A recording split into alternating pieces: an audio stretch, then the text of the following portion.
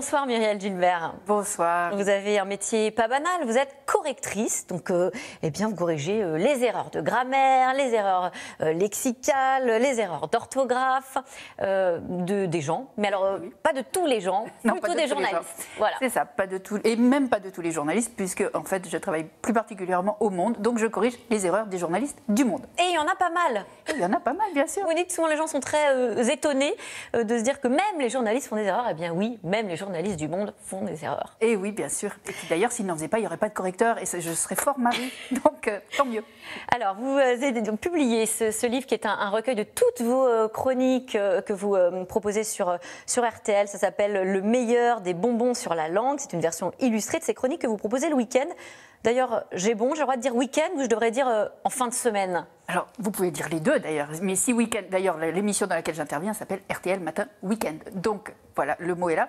Et effectivement, remplacer week-end par fin de semaine, aujourd'hui, ça semble un peu... Enfin, c'est une guerre perdue, finalement. Oui, parce que, on tolère le franglais.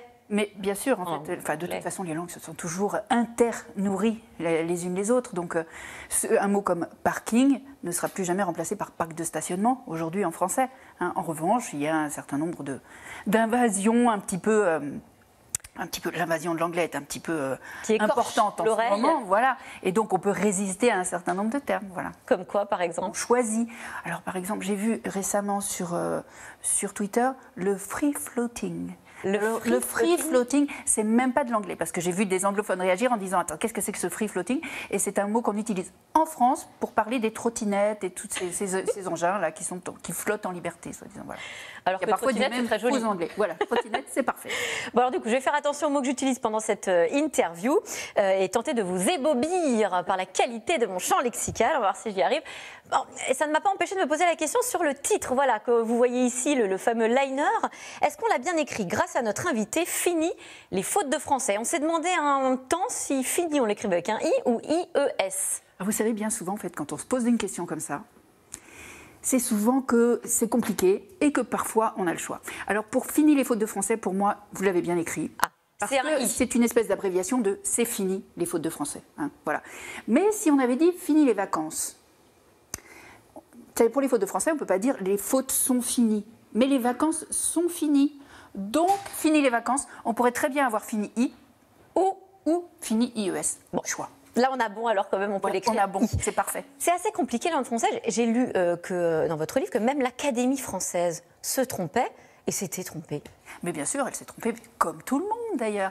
Mais effectivement, il y a des exemples qui sont assez savoureux. Par exemple, en 1990, on nous a autorisé à nouveau à écrire nénuphar avec un F. Parce que c'était une graphie ancienne, nénuphar avec un S, à vrai dire. Aujourd'hui, on peut écrire les deux. Hein.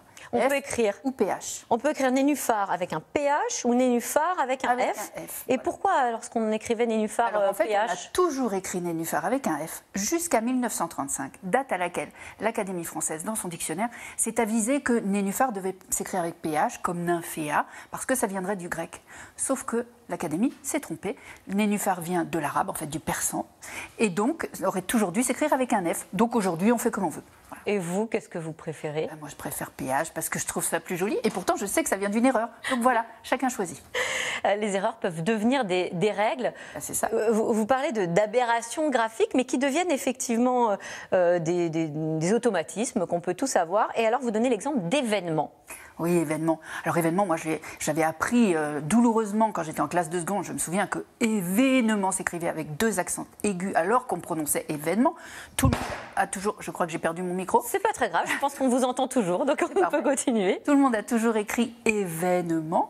Et puis, en 1990, toujours dans la réforme, dans la réforme qui a été proposée en 1990, on a proposé d'écrire aussi événement.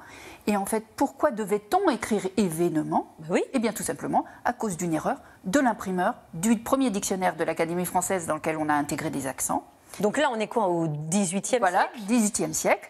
Et donc, on intégrait les accents et l'imprimeur n'avait pas commandé suffisamment de caractères avec l'accent grave. Et donc, quand il en manquait, il mettait un accent aigu. Il avait fait la même chose pour le mot mère, d'ailleurs, maman. Hein, il l'avait mis avec un accent aigu. Dans le dictionnaire suivant, il avait écrit mère. Il avait écrit mère. Une mère. Oui, il n'avait plus d'accent grave, donc il disait, c'est à peu près la même chose. Et puis, dans le dictionnaire suivant, on a corrigé pour mère, mais on a oublié de corriger événement. Et voilà, 3 siècles de fautes en dictée à cause d'une erreur de commande de caractère de plomb de l'imprimeur de l'Académie. Donc une pensée à tous les enfants à qui on a enlevé des points en dictée alors qu'ils écrivaient bien. Exactement. Bon, ben maintenant, ça y est, la faute est réparée. Alors, on fait tous des fautes, et même les grands poètes, même les chanteurs. J'ai découvert que Louis Chédid, qui parle d'un autoroute dans sa chanson Tu m'aimes plus, bon, il fait la faute, on dit. Oui, beaucoup de gens se trompent sur le genre d'autoroute. Non, c'est pas le seul. On a par exemple Georges Brassens dans la chanson La première fille qu'on a prise dans ses bras. On va peut-être l'écouter. Première fille qu'on a pris dans ses bras. Ah bon, écoutons-le. Qu'elle soit pucelle ou qu'elle soit putain, on se souvient d'elle, on s'en souviendra. La première fille qu'on a pris dans ses bras. Ils sont pas dans ses bras. Voilà. Une erreur de français. Eh ben, c'est une faute d'accord du participe passé. Alors, ce participe passé, c'est vraiment terrible, bien sûr. C'est ce qui génère le plus de fautes d'ailleurs, et c'est très compliqué. En fait, c'est une règle que Clément Marot, poète officiel de François Ier, est allé chercher en Italie. À l'époque, c'était une grosse mode, l'Italie. Tout ce qui était bien venait d'Italie. La Renaissance et tout ça, c'était magnifique. Bon, le participe passé, je ne suis pas sûre que ce soit ce qu'il avait fait de mieux. Et d'ailleurs, Voltaire disait, Marot a ramené 2 choses d'Italie, la vérole et l'accord du participe passé. Et je ne suis pas sûre. Enfin, c'est le deuxième qui a fait le plus de ravages. Voilà. Il n'y a plus de vérole, mais il y a toujours ce fameux accord du participe passé qu'on garde en France, qu'ils n'ont plus en Italie. Et qui n'ont plus en Italie pour l'essentiel. Bonne nouvelle quand même, parfois, on peut avoir le choix.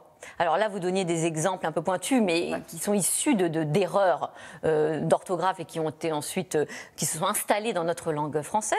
Mais parfois, on a un vrai choix qui s'opère, qui se propose. Et donc, on vous a composé une phrase, alors certes un petit peu tirée par les cheveux, mais qui est très intéressante. Les soirs glaciaux, quand la chouette ulule, le tsar tourne la clé de la porte d'un bistrot. Tzigane, un peu kitsch, mais bien chauffé au fioul. Et alors là, littéralement, quasiment tous les mots peuvent s'écrire de façon différente. De 2 façons, voilà. Dites-nous lesquelles, par exemple. Eh bien, les soirs glaciaux, ça pourrait se dire glacial.